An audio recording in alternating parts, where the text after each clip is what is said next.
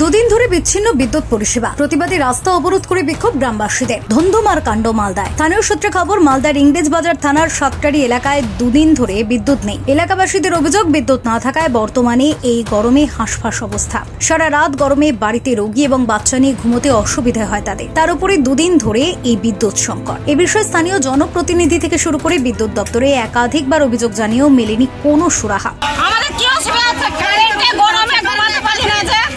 কখন থেকে লাইন নাই?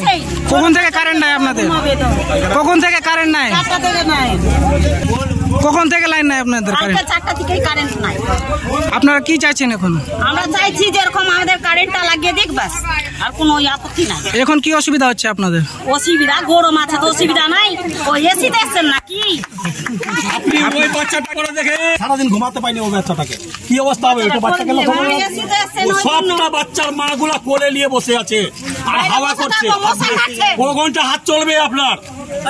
তারের পাখাতে ক ঘন্টা হাত চলবে আপনি বলেন?